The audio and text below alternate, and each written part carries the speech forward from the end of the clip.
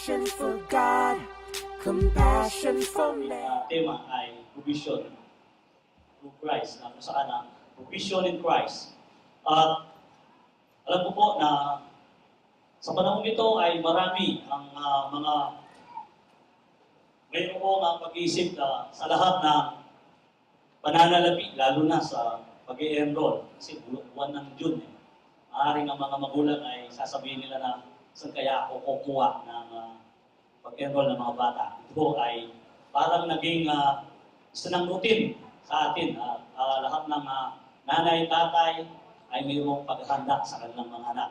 At kumisan ito ay nagsisilbing kabalisaan ang bawat isa sa atin. Hindi na mo kabalisaan, kumisan ay nagiging daan kung paano tayo hindi makapag-celebrate sa ganitong gawain ng Panginoon. Kumisan ay nahanap natin ang ating lakas, kayaan, ang ating strategies. Pero sa gabi nito ay nais ko pong ipalam sa inyo na ang kabuuan ng lahat ng nakapaligid sa atin ay isang provisyon na pinagkaloob ng ating Panginoon. Bago pa lalangin ng Diyos ang mundo, inahanda na niya ang lahat ng ating kapaligiran, ang lahat ng mga bagay na kung saan na pangangailangan ng tao ay inahanda na ng Diyos. At iyan ay nauna na. So, kung paano natin ngayon ito tanggapin sa ating sarili, o paano natin ngayon ito ipamuhay at nasa sa atin sa pamamagitan ng ating pananampalataya sa ating Panginoong Yesus. Dali po tayong manalangin. Aming Diyos, salamat po sa gabi ito. Tunay nga, ang pag-iingat mo ay naranasan namin sa buong hapon. At ikaw po, Panginoon, manguna sa bawat isa sa aming kalagitnaan. Inaanyayaan po namin na maging malayang mag-ministeryo ng iyong Santong Espiritu. Bawat may karamdaman, Panginoon, habang nakakarinig ng salita, O Diyos, ipuhin mo sila upang sa ganoon ay makadama sila ng kagalingan. At bawat may kabigatan, O Diyos, ikaw po, Panginoon, ang magbigay ng pag-asa na kung saan ang kapangyarihan ng iyong banal na Espiritu ang siyang sumalagi at manaan sa puso ng bawat nakikinig. Buksan mo po ang aming kaisipan unawa upang maintindihan namin, Panginoon, ang salita na kung saan na aming narinig. Nawawa Diyos, tulungan mo kami na huwag tumingin sa nagsasalita, kundi pa man sa salita na aming naririnig na nagbubuhat sa iyo sa pamamagitan ng banal na Espiritu. Lord, luhobin mo nawa sa aming kalagitnaan, Panginoon, ang iyong lingkod, na itago mo ako sa iyong pagka-Diyos. At lahat po, Panginoon, na mamutawi sa aking labi, nawawa Diyos ay kasiyahan ng iyong banal na Espiritu. Ikaw po ang umawak sa aking dila, sa aking kaisipan at puso, sa aking pagkatao sa gabi nito, at ikaw ang malayang kumilos sa bawat isa. Kung saan, Panginoon, ang iyong pahayag ng iyong salita na mayroong kapangyarihan. Lord, I speak blessing, Panginoon, sa lahat, Panginoon, ng wag na kung saan, Lord Diyos, na sila ho, Panginoon, ang nanguna at nakita mo ang kanilang pagpapagal. Lord, nagre-release mo ako ng blessing sa kanila, Panginoon. Lalong-lalo na, O Diyos, sa kanilang mga buhay, na kung saan, O Diyos, sa buong maghapon, Panginoon, hindi sila naghihimagot na sa selebrasyon ganito, Panginoon, ay palaging nandito sila. O Diyos, gayon din po, Panginoon, sa aking mga kapatid na kabuuan, Panginoon, ng church na ito. Lord, nawa, O Diyos, iyo nga po, Panginoon, padaluyin ang pagpapala sa lahat ng pamilya ng Iglesia. Salamat po, Jesus. Tunay nga, sa gabi ito, samahan mo kami. Ito po ang aming dalangin na may pasasalamat. In Jesus' name. Amen. Amen. Sige po, palakpakan mo natin na gaya ng ating nasabi, at marami ang hindi nakakaunawa sa mga Kristiyanong kulang sa pananampalataya kung paano ganap na ang ibinigay ng ating Panginoon. The provision in Christ, doon sa Philippians 4:19, na kung saan ay sa Filipos 4:19, at ito ay pinagkaloob, and my God will supply all your needs according to His riches and glory in Christ Jesus. Sinulat po nito ni Pablo habang siya ay nakabilanggo sapagkat dama naman niya ang paghirap sa bilangguan, subalit ito ay in-encourage niya ang mga Pilipos sapagkat ang mga Pilipos sa panahon yun, sila ang sumusuporta sa kanya. Kahit na nasa bilangguan siya, pinadadaan pa rin siya ng suporta. Ganyan ho ang taga-Pilipos kay Pablo. Kaya ito ay nasabi niya at nasulat niya at sa mga taga-Pilipos na kung saan pinabatid niya sa kanila na kinikilala ni Pablo kung paano ang kanilang mga suporta. At ang sabi ho rito, and my God will supply all your needs. Hindi ho sa akin lamang. in my needs or all your needs, ang lahat ng uri ng ating pangangailangan. Kumisan, ang pangangailangan ba ng isang tao ay isang material na bagay lamang o ang tinatawag na pera, mammon. At sa katotohanan po, hindi ho yun. At kung ating mababasa sa Ecclesiastes 5:12, sabi niya, maimbing ang tulog ng manggagawa, marami man o kaunti ang kanyang pagkain. Ngunit ang mayaman na di nagkulang ay di dinadalaw ng antok. Ito ay sinabi ng mga ngaran. Sabi ko, oo nga naman, no? Ano kaya ang pinagkaiba nun? Bakit ang manggagawa, maimbing ang pagkatulog? Subalit ito nga may hari ng isang malaking factory o ano man yan, ay hindi siya dinadalaw ng antok. Siguro dahil doon sa pabalisaan o sa bagay na kung saan ang isang manggagawa kung minsan, lalo-lalo na tayong tinawag ni Kristo, tayo ay may kasapatan doon sa ating buhay. Kung saan tayo nananaan at nananampalataya sa mga bagay na kung saan na ito ay ibinigay na sa atin. Kaya dito ay, sabi nga, and my God will supply all your needs according to His riches and glory in Christ Jesus. At ang provision po, provision in Christ is not centered in a material blessing. Sa Matthew 6:33, sabi niya, seek the kingdom of God above all else and and live righteous and He will give you everything you need. So, kinakailangan mauna ang kaharian ng Diyos sapagkat tunay nga ang provision na pinagkaloob ng Panginoon sa atin ay hindi lang nakasentro sa isang material na bagay. Bakit po? Kaya ang dapat hanapin ng isang tao ay yung lihim na panukala ng Diyos sa buhay niya upang sa ganoon maging ganap ang mga provision o i-provide na ng Panginoon ang lahat ng yan at bakit hindi natin nakakamit sa ating mga buhay. Ang provision ng Panginoon ay ganap at wala ng kakulangan. Sa isang taong tumatanggap, ito ay isang kasapatan upang sa ganoon ay magkaroon tayo ng kapanatagan sa ating mga buhay. Lalo na kung ating appreciate ang ginawa ng Diyos sa krus ng Kalbaryo o ang ating Panginoong Hesus. Kasi po, sinasabi natin, tinapos na ng Panginoon yan. Tinapos na ang paghihirap. Tinapos na niya ang lahat ng kasalatan at sakit at karamdaman. Pero kung minsan, hindi pa rin tayo exempted sa buhay na yon. Maaaring sa ating kalagitnaan ay tinatanong natin sa ating sarili, tila mahilap sa atin ang isang bagay na matagal na natin inaasam. Yung makakulagpos sa buhay, o yung managana, o yung isang managumpay, o kaya naman ay, kung sa sitwasyon mo sa buhay ngayon ay hanggang ngayon, ganyan ka pa rin, iniisip mo na ikaw naman ay sumusunod sa Panginoon. Kapatid, huwag kang mawalan ng pag-asa. Kasi nga, ang sabi nga ng Panginoon, ginawa rin niya ang mga duka upang yumaman sa pananampalataya. Ito ang katotohanan. Iilan lang ang mga taong mayayaman sa Pilipinas, mga ating out of 100 millions of Pilipinos, siguro wala man na 25% ang may awak ng yaman ng Pilipinas. Halos ganun na.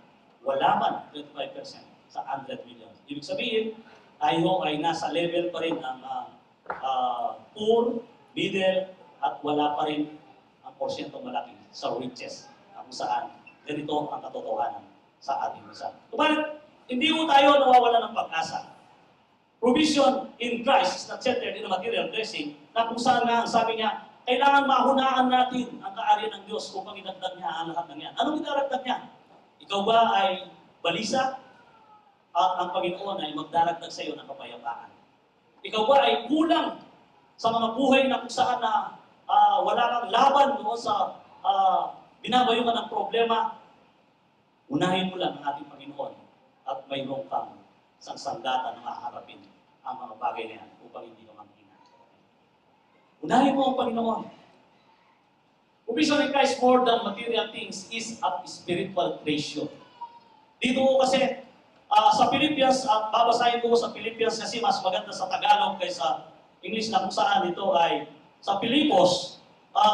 Ganito ang nakasulat sa 3:8 hanggang 11. Philippians 3:8-11.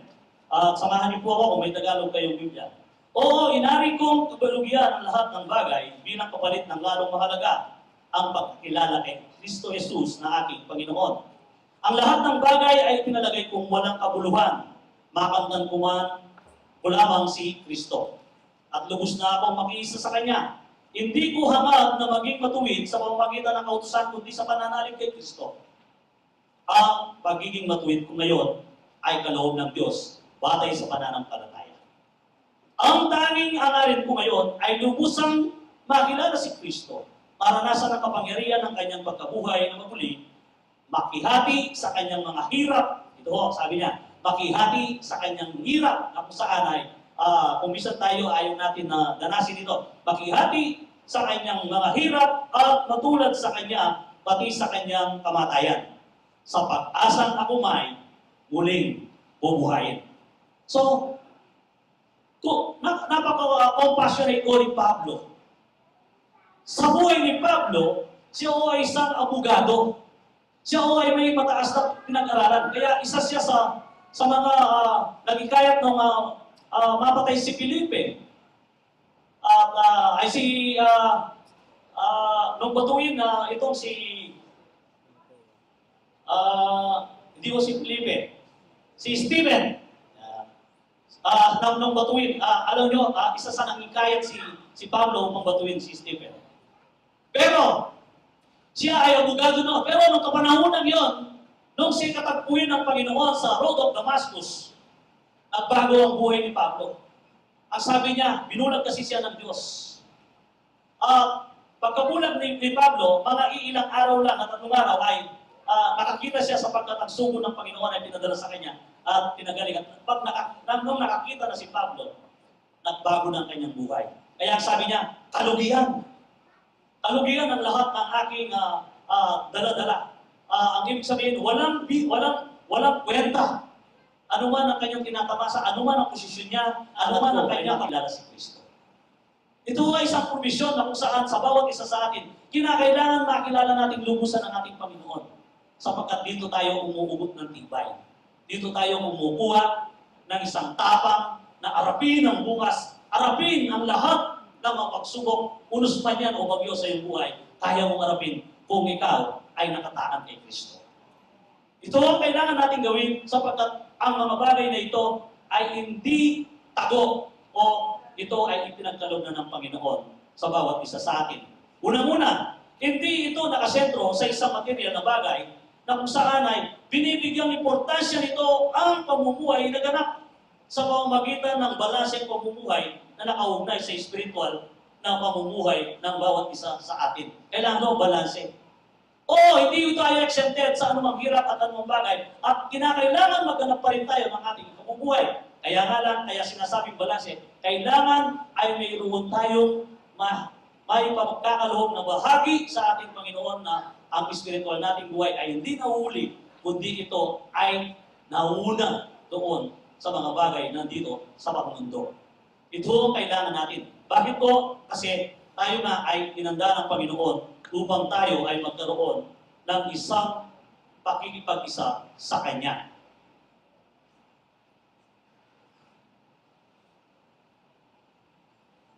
Provision in Christ is satisfaction, living with contentment in our everyday life. Maging sa ganitong pamamaraan, si Pablo ho ay nakaranas po ng isang sitwasyon na ang sabi niya dito sa 12, naranasan ko ang magikawos, naranasan ko rin ang magnagana. Natutuwan ko rin ang harapin ang anumang katayuan, ang mabusog o magutom, ang kasaganaan o kasaratan. Ang lahat ng ito'y magagawa ko dahil sa lakas na kaloob sa akin ni Kristo. Sa lakas na kaloob na akin si Kristo. So, bakit ito nagagawa ni Pablo? Naranasan ko na sabi niya na ako'y nagutom. Naranasan ko rin ng managana. Pero tinimbang nito ni Pablo na kung saan ay tinignan niya sa kanyang sarili na ito ay wala rin makabuluhan bagamat ito ay dinanas niya. At sabi niya, ang pakikipag-isa pa rin kay Kristo ang siyang inaanap ni Pablo. Bakit? Ang lubusan niyang makilala ang ating Panginoon sa kanyang buhay na kung saan ito ay higit na maalaga sa lahat ng bagay na provision na pinagkakaloob sa material na bagay na nandito sa mundong ito sa kasalukuyan. Ito ay kanyang pinag-aralan sa kanyang sarili na bagamat siya ay isang dating matagumpay, siya ay isang dating tao na kung saan ay pwede siyang magutos o pwede niyang sabihin kahit kanino kung ano ang kanyang gusto sapagkat siya ginagana. Pero hindi ho tinimbang niya kung ang kanyang natatanggap na ito ay bagay na nagmumula sa ating Panginoon. Kaya dito sa Santiago,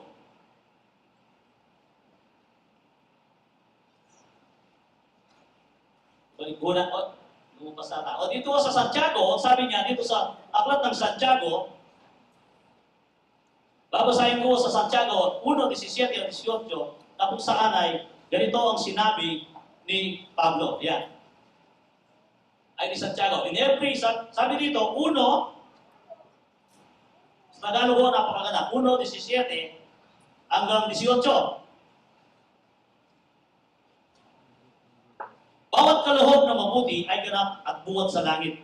Mula sa Ama na lumikha ng mga tanglaw sa langit, hindi siya nagbabago. Hindi niya tayo iniiwan o binabayaan man sa dilim.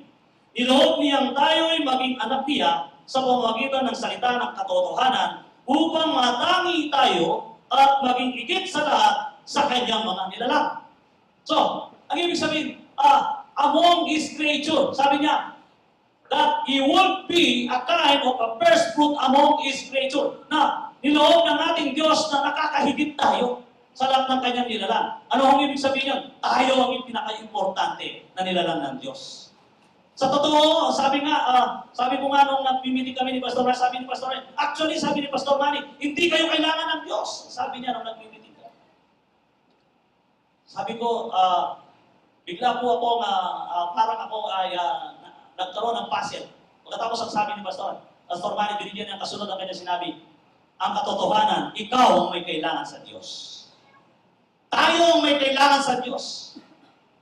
Totoo na hindi tayo kailangan ng Diyos. Bakit? Kasi nga, nung likhay niya ang kabuuan ng universe na ito, huli ang tao. Pero hindi mo natin alam na pinrepare ng Panginoon.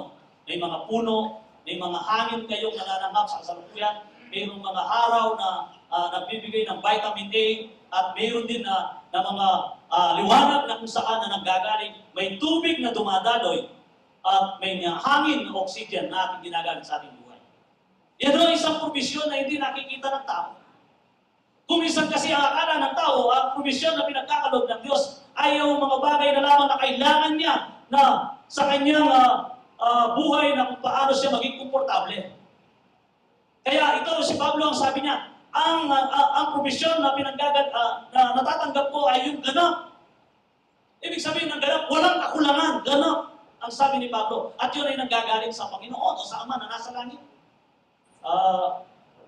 Nahalala ko nung panahon na may ibang pastor nagsabi noon. Sabi niya, elder pa ako sa church. Brother John, sabi niya, pinagpapala ako ng Panginoon, sabi niya. Ang dami ko sasakyan. Kahit anong oras nakakakuha ako sa bangko. Alam niyo ho, sabi ko sa kanya, Pastor, sabi ko, ano ho yan? Blessing. Pastor, sabi ko, siguro para sa akin ang blessing ay yung ganap at wala ka nang iniingin. Huwag mo nang kaulugan. Halimbawa, binigyan ka ng sasakyan na bibigay na lang ang susi, wala kang responsibilidad na gagawin. Yun ay ganap. Ibig sabihin ko ay nanggaling sa Diyos yun. Pero yan ako, ang sabi ko, nanggagaling sa effort mo. Kapag hindi mo iyan nahulugan, iilain ng bangko. Effort ko yun, hindi blessing. Yung iba sasabihin nila, may blessing po ako. May blessing po ako, may bago akong sasakyan. Inuhulugan niya yan sa effort niya. Halimbawa, siya isang manggagawa. Pagkatapos sa hindi inaasahan, mawawala siya ng trabaho. Anong mangyayari? Sasabihin pa rin ba na blessing ng Panginoon? Si Pablo, tinimbang niya ito. Nakita ni Pablo na kung paano ang nagmumula sa Panginoon ay ganap. Kinakailangan ng mga bagay na ganap na nangyayari sa ating buhay. Ito ay provision ng Diyos na kung saan na inanda ng Panginoon. Ito ay provided na sa iyo. at provided na kung saan na ipinagkaloob na ng Panginoon. At ito ay wala nang kulang, wala ka nang pagtatrabahuin pa, wala ka nang gagawin. Bakit? Sapagkat yan ay provision ng Diyos sa iyo. At yan ay binigay. Yan ang pagpapapala na kung saan na sinasabi ni Pablo na ito'y ganap sa iyong buhay. Yung tinabaga na parang nanaginip ka lang. Yan ay perfect blessing. Parang nanaginip ka. Yung dati ka na nagtatrabaho, then nagtayo ka ng maliit na factory. Pagkatapos na yun, hindi mo na alam na nandito ka na. Ang asset mo ay ganoon na kalaki na nag-start ka lang sa wala. Perfect. Ganap ang ibinigay ng Panginoon. Pero yung mga nagpunta ka, mangungutang ka, pagkatapos ay magnegosyo ka, kahit 5 milyon ang utang mo, tapos yan ang lalaruin mo na saan ikaw ay nagnegosyo. Kapag hindi mo alam na kung paano balansin ang iyong buhay, pag bumagsak yan, bagsak din ang spiritual buhay. Tangay pa rin ang iyong pananampalataya. Kaya marami ang upside down. Dito ang kinakailangan magkaroon tayo kasapatan. Kasapatan na sinasabi ni Pablo kung anong tinatangkilik mo sa buhay mo, kapatid, na ito ay sapat at ito ay ganap. Yan ay provision ng Diyos na pangalagahan mo upang sa ganoon, ito ay magkaroon pa ng pagtitiwala ang Diyos na napakahigit pa rin ay kanyang ipagkakaloob. Sinabi ko nga kanina, kumbaga sabi ko, sino kaya ang itinuturing na mayaman? Ang isang tao na nakakaraos sa isang araw, walang karamdaman, walang utang. At yung tao na nagninegosyo na ang nilalaro niyang negosyo ay milyon-milyon. Sino ang mayroong katiwasayan? Sigurado ako, ang taong nakakaraos na walang utang at walang karamdaman, siya ay higit pa doon sa mundo namin.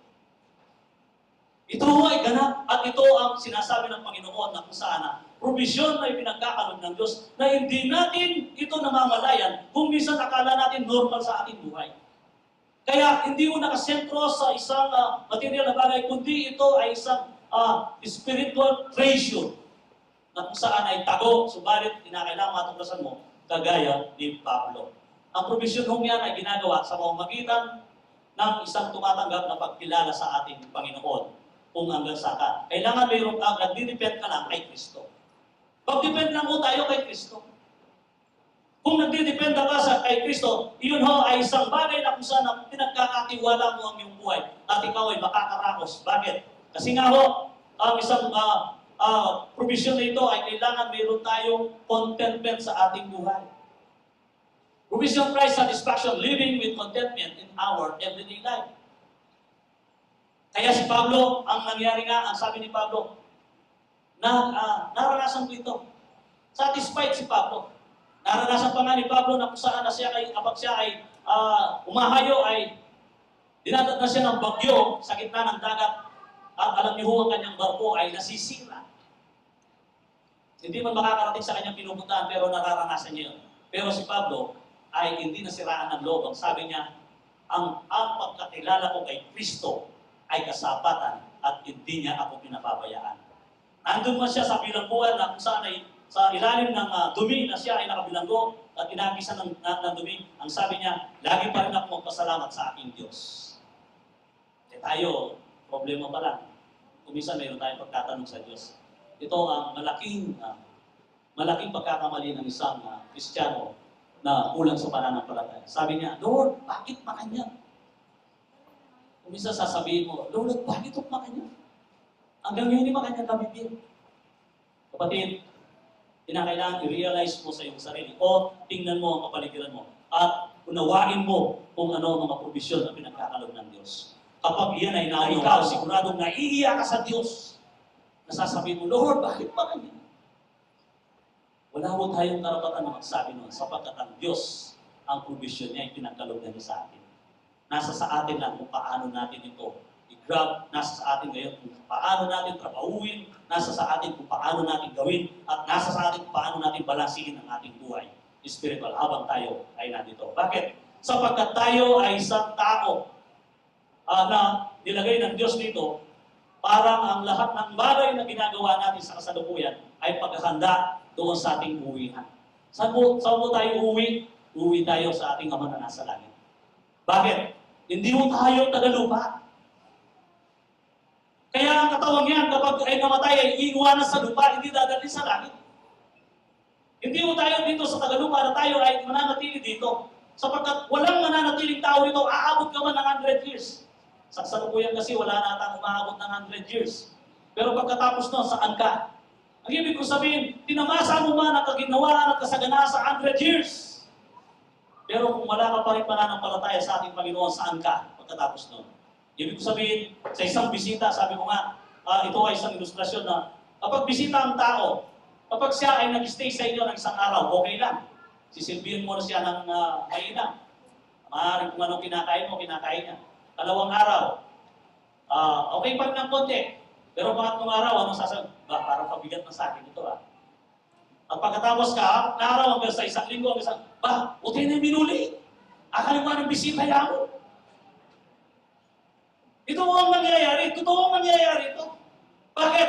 Kasi nga, tayo ay bisita lamang dito sa lupa. Hindi mo tayo taga rito.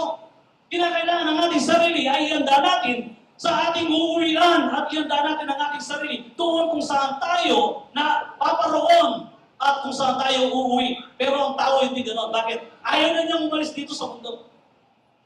I want this, I want this, I want this. Alam niya, puro man. Bakit?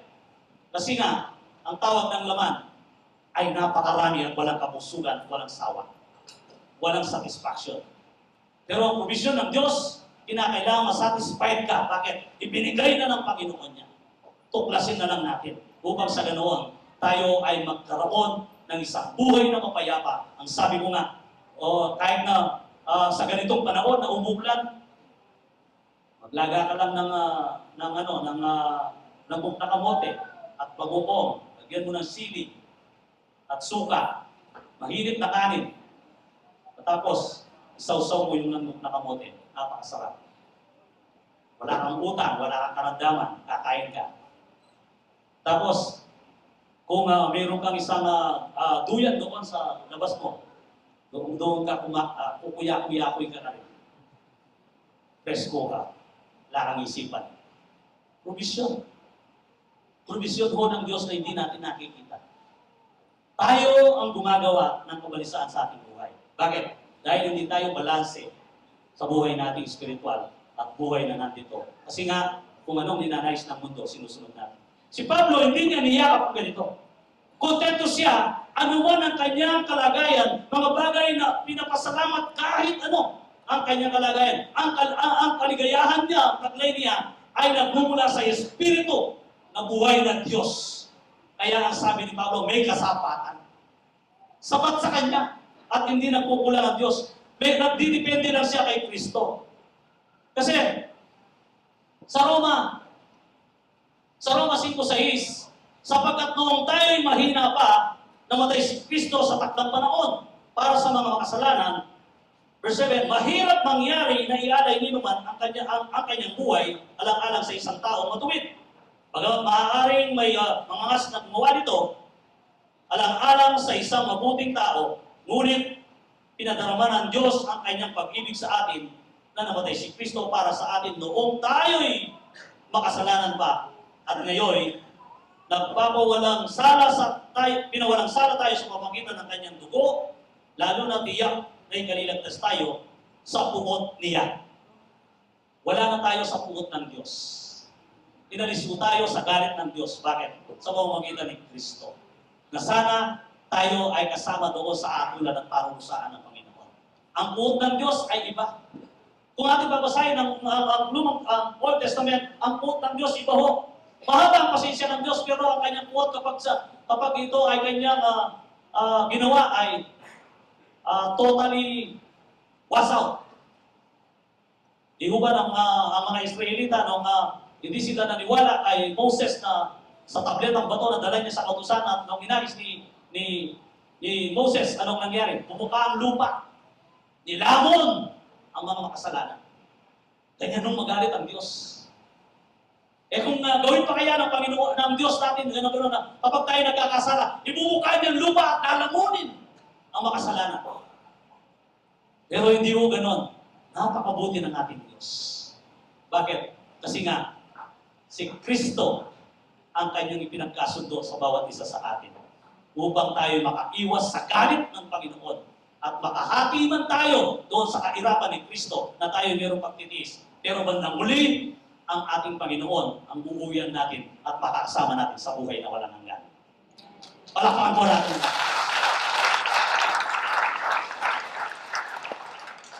1 Peter 5:7, casting all your anxiety on Him because He cares you.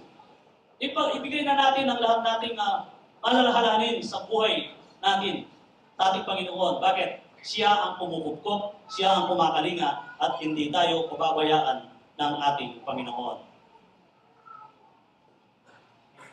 Sapagkat ang buhay ng ating ginagalawan sa isang mundong ito ay isang, sabi ko nga kanina, isang practice. Kaya kanina yung mga choir, mayroon silang rehearsal dyan, nakita ko. Bago sila aawit mamaya. So, bakit ginagawa yun? Kasi iyon ang gagawin natin. So, ang buhay natin dala ngayon ay parang tira isang rehearsal. Practice lang ito dito sa mundo. Kung paano tayo makatagal, kung paano natin gamitin ang ating buhay upang sa ganoon, sa bandang muli, at ang mangyayari ay makakauwi tayo sa ating paroroonan, kagaya ng sinabi ko ngayon kanina, doon kapag tayo ay bisita. Ituring natin na tayo ay bisita dito. Provision in Christ is a rehearsal pattern, the way we live on earth, through in heaven. Sa Colossus 3:1, babasahin ko po, kaya ko po gustong basahin sa Tagalog kasi ay higit kong naunawaan sa Tagalog sapagkat para sa akin ay malinaw na kung saan ay Colossians 3:1-4. Binuhay kayong muli kasama ni Kristo, kaya pag sumakitan ninyo ay ang mga bagay na nasa langit na kinaroroonan ni Kristo na nakaupo sa kanan ng Ama. Isaisip ninyo ang mga bagay na panlangit, hindi ang mga bagay na panlupa. So ano ang sabi? Isaisip ninyo ang mga bagay na panlangit, hindi ang mga bagay na panlupa. At ang sabi pa rito, sapagkat namatay na kayo, at ang tunay na buhay ninyo ay nakatago sa Diyos kasama ni Kristo. Ang sabi niya, namatay na tayo. Ngayon, ang hindi nakikipag-ugnayan o hindi nakikisa kay Kristo, hindi niya tinanggap ang kamatayan niya sa pagkamatay ni Kristo. Kaya ano ang buhay niya ngayon? Siya ay hindi isang tao na kung saan ay pumasok sa 2 Corinthians 5:17. Ang lumang pagkatao niya ay nawala at ang bago ay paparating. At ito ang kanyang gagalawin bilang isang mananampalataya.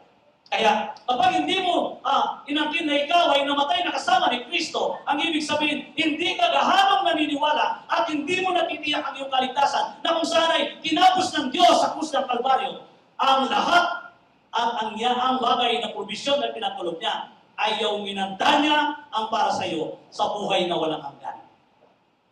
Ito ay kailangan nating laging ilagay sa ating isipan upang sa ganoon ay magkaroon tayo ng isang pananaw sa buhay na hindi tayo mang-iinawa o mang-imagon sa kagagawa ng anumang dapat natin gawin na mabuti para sa ating Panginoon.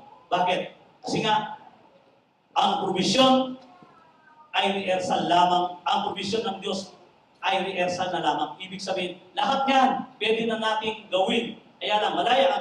Kaya sabi ni Pablo, pinalaya na kayo sa kautusan sa pamamagitan ni Kristo. Kaya lang, huwag ninyong gawin ang kalayaan ninyo sa kasamaan. Sa masama. Huwag natin gamitin ang ating kalayaan sa pagkalaya natin kay Kristo sa masama. Bakit? Bakit sinabi ni Pablo? Kasi nga, baka sabihin ng isa, ako'y malaya na, kahit anong gawin ko, ako'y ligtas. Pinalaya na ako ng Kristo. Pero ang sinabi ni Pablo, malaya na kayo. Huwag niyong gawin ang iyong kalayaan doon sa gawang masama, sabi ni Paul. Pagkus kayo ay malaya na doon sa mga bagay na sinasabi ng mga udyo. Sa pamamagitan ng dugo ng ating Panginoon, pinalaya tayo. At hindi doon sa mga utos na kung saan na sinusunod ng mga udyo na lagi silang nananaan doon sa utos na kung saan ay nakasulat sa mga titik. Ito ho ay hindi nakasulat sa mga titik, kundi ito ay sa pamamagitan ng dugo ni Kristo. Naging malaya tayo. Bakit? Sa pamamagitan ng ating Panginoon. Redeem tayo. Isa provision. Provision ng Panginoon sa atin na tayo ay redeem. Dati tayo, kaya kumisan ang isang alaas kapag siya ay nakasanla. nakakulong yan sa isang board. Hindi makalabas ang kanyang alaas. Bakit? Nakasanla. Pero kapag ang may-hari, iyan ay tinubos na, iyan ay makakalabas. Walang pinagkaiba sa tao. Tayo ay nakakulong sa pagkakasala. Nandoon tayo, nakapaloob doon.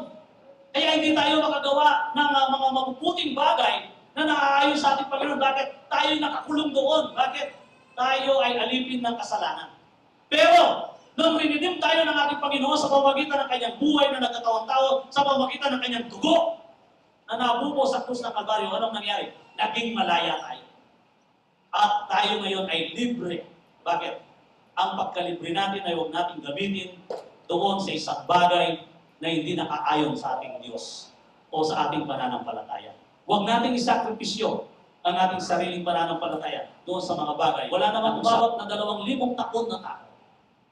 Bakit? Sila lang ba ang kanyang niligtas? Hindi o. Patuloy na patuloy dumadaloy ang dugo ng Panginoon. Patuloy na umaakyat sa taanan ng bawat pamilya ang dugo ni Kristo upang magatid ng kaligtasan sa sino mang gusto na makiisa at sino mang maniwala at manampalataya sa ating Panginoon. Acts 4:12, anong sabi? Walang inilagay ang Diyos sa silong ng langit na kaligtasan ng tao maliban si Kristo. Ang tanging pangalan ni Kristo ang nilagay lang sa silong ng langit. Silong ng langit, gaano po ba ang silong ng langit? Pag tayo tumingala, makikita natin makikita natin ang langit na yung silong niya ay hindi natin mahabot sa ating paningin at walang hangganan. Wala raw na ibinigay na ikaliligtas ng tao dito sa silong ng langit maliban sa pangalan ni Kristo. At paano yun? Kung ikaw ay naniniwala sa pangalan ni Kristo at ikaw ay nanampalataya at pag-isa kay Kristo, mayroon tayong pagpapaalaga.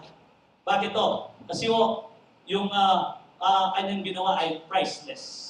Na kung saan ay hindi kayang tapatan ng diamante, hindi kayang tapatan ng mga iyas na kung saan sapagkat ang yaman na pinagkaloob ng Diyos sa atin ay walang kasing alaga.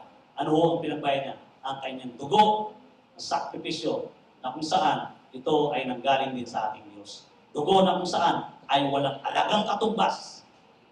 Napaka-special natin. Special mo tayo. Provision mo ng Diyos. Bakit? Kasi nga, ibinigay na niya ang kanyang provision. Special mo tayo. Kaya walang nakapandaya sa eleksyon ng nakaraan. Bakit? Kasi yung fingerprint natin, hindi nila makuha. Itigisa tayo ng fingerprint. Hindi nila nagamit ang ating boto. Bakit? Special mo tayo. Kahit na kayo ay kambal, twin, hindi pa rin identical twin, hindi pa rin kayo magkapareho ng tama. Ginawa ko ng Diyos yan, napaka-special. Special ka sa Diyos. Anong sabi niya? Upang makaigit ka sa lahat ng kanyang nilikha. Sino yun? Ang tao. Nakakaigit tayo sa lahat ng kanyang nilikha. Maaaring ang kanyang mga nilikha, mga hayop o mga ibang na pare-pareho yan. Siguro yung bakas na kanilang paa ay kapag tinapak niya, ito ay kabayo at kapareho ng kabayo. Pareho sila. Pero tayo kapag binarka natin ang ating tamar, walang kapareho yan. Kahit isa. Kahit yung mga namatay na. Kahit ilang bilyon tayo. Napaka-special natin sa ating Panginoon. We are the apple eye of God na kung saan lagi niya tayong tinitingnan. Bukas ang mata ng Diyos sa tao. Sabi mo nga, hindi tayo kailangan ng Diyos pero ginagawa niya. Bakit? Ano ang dahilan? Ang dahilan walang makakasama sa langit ang ating Panginoon, kundi ang taong kanyang nilikha. Walang makakasama doon ang mga anghel, kundi ang taong kanyang nilikha. Babaguhin mo tayo ng Panginoon sa ating mga katawang ito upang tayo ay makasama niya. Philippians 3:20. Basahin ko po sa Philippians 3:20, ganito ho ang 20-21.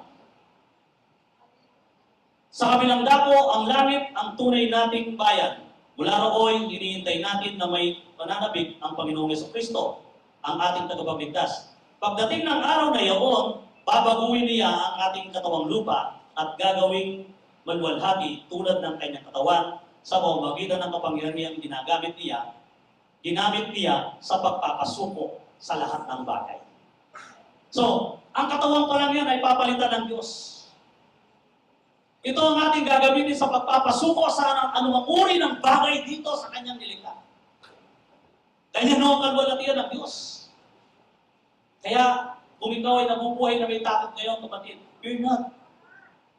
Ang sabi ng Panginoon, I'm with you always. Kasama mo ko, huwag kang matakot. Kaya nang alamin mo ang provision ng Diyos.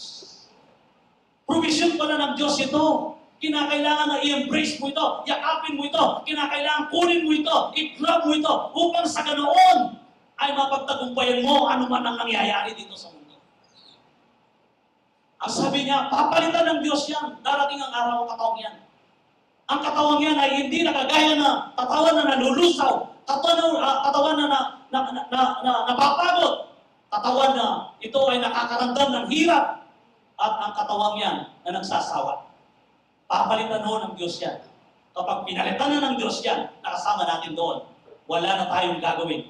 Kundi habang siya ay kumakain sa mahabang mapagkainan, kasama natin at kasalo natin ang mga banal na iniran ng Diyos na makikita natin. Doon na magpawalang angkan at kasama natin doon sa ating tiraan na inanda ng ating Panginoon. Panlangin po tayo, di tayo sa panlupa. Kasi nga, rehearsal eh. Ngayon, sa rehearsal, kapag ikaw ay nagkamali, ano mangyayari? Hindi ka kasali. Di mo ba? Kapag nagre-rehearsal sila, hindi siya makasunod eh. Makakasira lang siya. Ilabas nyo. Ganyan sa rehearsal eh. Tinitingnan nila, nagre-rehearsal sila. Bakit naman siya ganon? Kaya tayo pumapalpak, kaya tayo, hindi siya makasunod. So kapag nagre-rehearsal ang isang tao, kung hindi ka makasunod at hindi mo magawa ang rehearsal, iiwalay ka nila, hindi ka isasali. Walang pinagkaiba sa Kristiyano. Kung hindi tayo makasunod sa rehearsal na ginagawa at provision na pinagkaloob ng ating Panginoon, iiwalay tayo. Ngayon ang tawag sa atin, hindi tupa, hindi tatawagin niya tayong kambing. Di ba? Niiwalay ng Diyos ang tupa sa kambing. Kasi ang kambing may sungay. Ang tupa, walang sungay. Iiwalay ka, ikaw ay kambing at hindi tupa. So, sa ating rehearsal, kinakailangan magawa natin at magampanan natin kung anong ninanais ng Diyos sa ating buhay. Upang sa ganoon, tayo ay makahati sa kagalakan niya sa ating patutunguhan na kung saan tayo tinalaga ng Diyos. Napakahinang po at napakabuti ng Diyos na ito ay inanda niya at ipinagkaloob na niya sa atin. Kailangan gamitin natin ito upang tayo maging komportable sa ating mga buhay. Natangan natin si Kristo. At sa Revelation, ganito ang nakalagay sa Revelation. At di ko lang po nalagay doon sa Aklat ng Pahayag sa 7:16, pero at dito rin sa 7:15 hanggang 16, basahin mo po, bago natin basahin ang 7:16.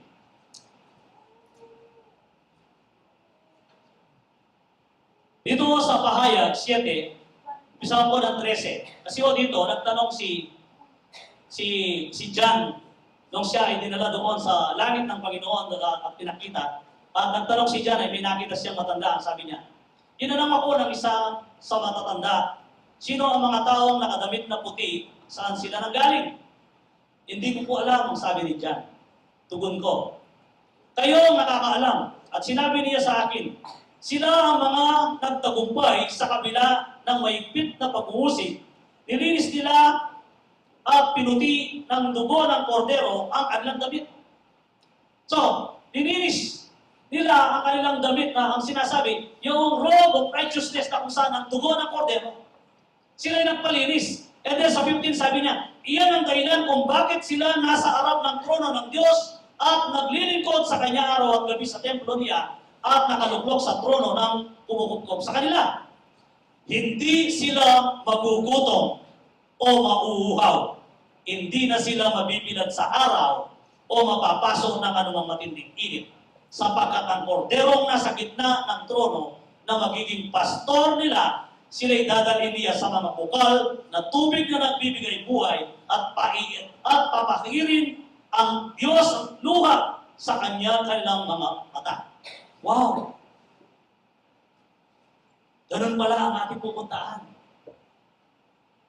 Napakagandang lugar na kung saan sinasabi. Bakit? Kasi nga dito sa Revelation 21:27 ay kinakailangan tayo ay makalagpas sa ganyan. Kasi ang 21:27 na kung saan ay sinabi dito na nakalagay dyan sa Revelation 21:27, and nothing unclean and no one who practices abomination and lying shall ever come into it, but only those whose name are written in the Lamb's Book of Life.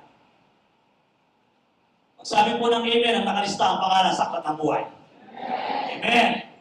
At ni isa, walang hindi nakalista ang pangalan natin sa aklat ng buhay. Ito ang hangarin ng Diyos sa bawat isa sa atin. Kasi bagay na kung saan kinakailangan ito ay matupad natin. Nagre-rehearsal muna tayo. At upang sa ganoon ay makasali tayo doon sa ating pinupuntahan.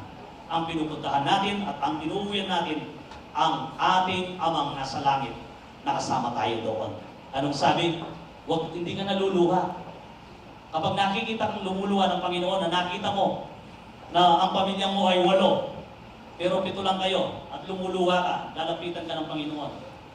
Pahihiran niya ang kanyang luha, ang iyong luha. Bakit? Kasi kaya ka lumuluha. Bakit wala dito ang isa kong kapatid? Ihiyak ka doon kasi nga wala siya inaanap mo. Although tayo ay pantay-pantay at wala nang mag-aasawa. Ibig sabihin, wala ka nang nararamdaman na ang asawa mo ay asawa mo pa rin. Pantay-pantay lang tayo. Ito ay nakasulat doon sa Mateo, nung sinabi nila na ito pong babae nito ay nag-asawa, pagkatapos namatay ang kanyang asawa, pagkatapos namatay ang kapatid niya. Sino ang mapapangasawa niya sa langit? Hindi niyo alam ang inyong sinasabi, sabi ni Jesus. Sa langit, wala kayong asawa. Pantay-pantay tayo. Bakit? Provision nga ng Panginoon. Kaya ka iiyak dahil nakita mo na wala doon ang 10 kapatid o wala ang mahal mo sa buhay. Anong gagawin ng Panginoon? Lalapitan ka niya. Paiiran niya ang kanyang luha. Sabi niya, tahan na. Pinili niya ang buhay na mapunta sa impyerno at hindi pinili ang buhay dito. Meron mo tayo dapat gawin. Tayo na binigyan ng provision ng Diyos, gawin mo natin ang nararapat. I-share mo natin, ipamahagi natin ang provision na nakukuha natin sa ating mga kapatid, sa ating pamilya. Bakit?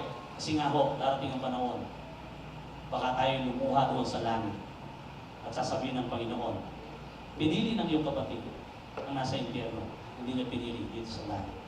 Kaya hindi mo siya makita. Pero ikaw, umiiyak ka sapagkat hindi lang pangihinayang, alam mo, ang buhay na walang hanggan at walang hanggang kamatayan ang pinaroon niya. Samantalang ikaw ay buhay na walang hanggan magpakailanman. Kasama mo ang Diyos. 2 Corinthians 9:8-15. Provision is Christ for God's glory in His kingdom. Ito, ang provision ng Diyos ay para sa kanyang kingdom. Hindi upang sa ganoon ay mabigyan papuri ang kanyang kaharian, ang kanyang kingdom na kung saan na binubuo natin. Babasahin ko mahaba ito sa 2 Corinthians at babasahin ko na 2 Corinthians 8-15. Dito sabi niya, magagawa ng Diyos na pasaganain kayo sa lahat ng bagay, higit pa sa inyong pangangailangan upang may magamit kayo sa pagkakawang gawa. Gaya nga ng sinasabi ng kasulatan, siya'y namutpot ng mga dukha, walang hanggan ang kanyang kabutihan.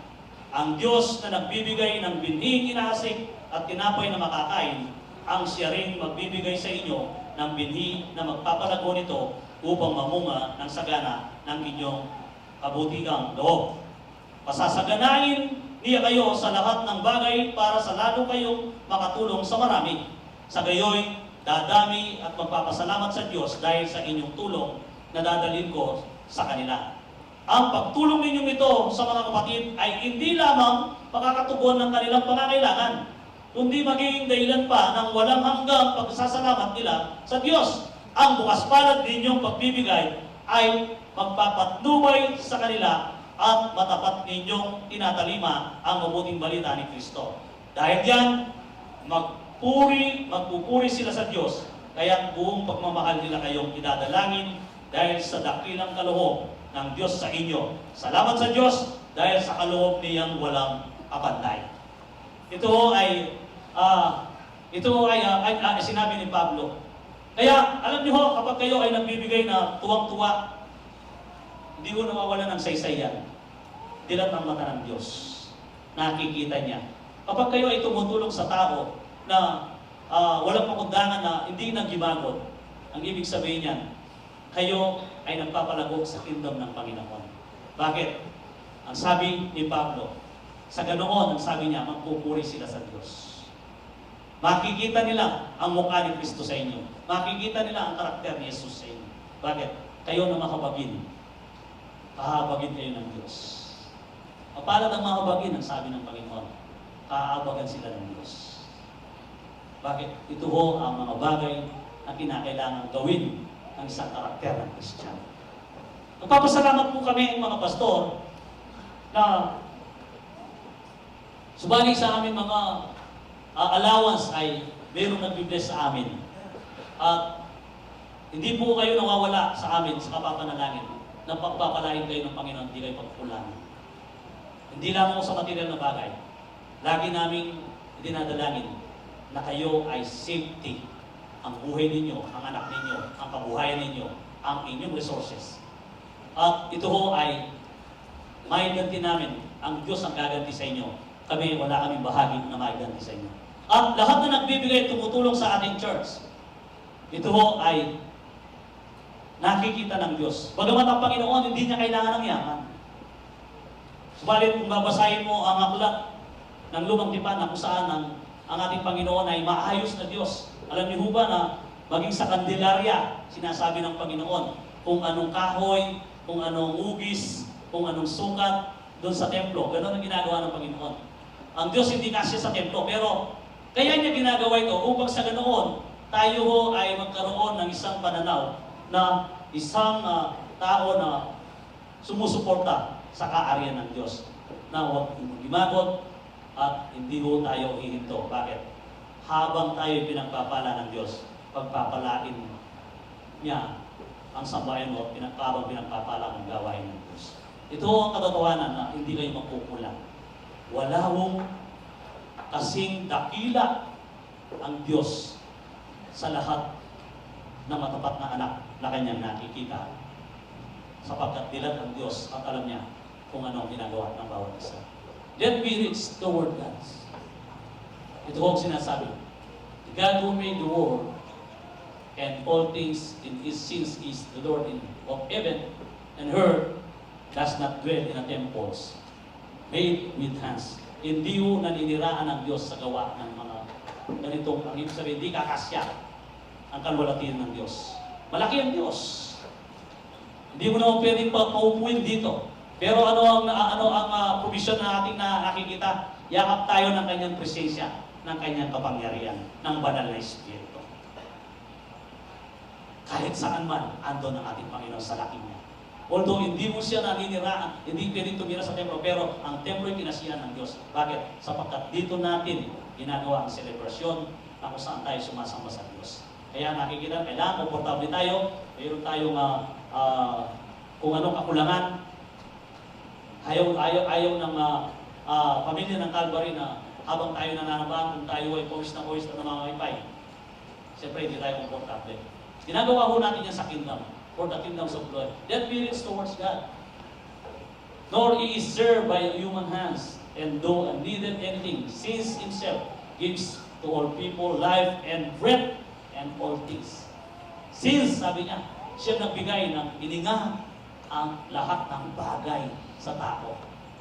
Bakit hindi mo ang Diyos ang ating pinapayaman, kundi ang kanyang kingdom, God's kingdom, God's na kung saan kinakailangan ito ay maging malago.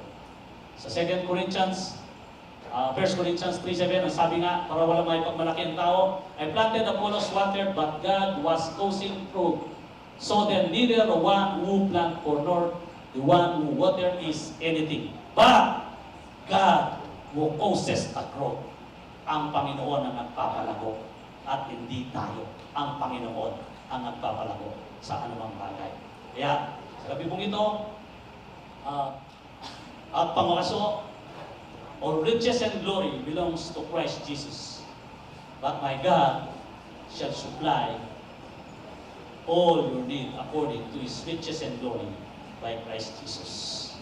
Aasa po tayo sa walang pagkaubos na kayamanan ng Diyos. At alam ko, pupunuin ng Diyos ang bawat isa sa ating buhay. Sapagkat siya ang Diyos na kung saan ay hindi nawawalan ng yaman. At siya ho ang Diyos magpakailanman na kung saan siya ang nagbibigay ng provisyon sa bawat isa sa atin. Bigyan ko po kayo ng 1 minuto na bago tayo tumanggap ng banal na punan. Pwede ho ninyong kausapin ng Diyos at pasalamatan sapagkat sa provisyon na pinagkakaloob niya sa atin. Ito ay kanyang binubuksan sa puso ng bawat isa na mayroon tayong Diyos na kakalino, Diyos na matapat. Ang lahat upang maging karapat-dapat tayong tumanggap ang banal na punan sa gabi nito. Purihin ka naman sa gabi nito. Marapat lamang po o Diyos na sambahin ka namin na ikaw ang itaas ang ngalan mo. Tunay nga, pinagkaloob mo sa bawat isa sa amin, Panginoon, ang provisyon. Kinakailangan ito ay aming mabigyan ng pagpapahalaga pag sa ganoon ng Diyos. Lubusan ka namin makilala sa amin. Tatanggap po kami, Panginoon, ng banal na punan sa gabi nito. Dayahan mo, O Diyos, sa pagtanggap namin. Ito ho ay magpapasya ng pakikiisa namin muli sa iyo. Nalalahanin ang iyong ginawa sa krus ng Kalbaryo. Jesus, kasiyahan mo po ang gagawin namin sa gabi nito. Sapagkat ikaw ang Diyos namin na dapat namin itaas at wala ng iba. Ikaw ang nag-wish ng buhay sa bawat mananampalataya at sumusunod sa iyo. Sinupuri ko po, sinasambay ko po ang aming samot-dalangin sa pangalan ni Jesus. Amen. Di karapat-dapat sa kanyang mga anak ay tunay na tapat. Lumingon man sa likod, sa gilid man o sa harap, mayabong na presensya niya hindi mawawala. Sa simpleng buhay ko, buhay mo at ng lahat, di maikakailang. Tayo ay pinagpala, kaya't lahat ng nabago, sabay-sabay Tara na, sumigaw.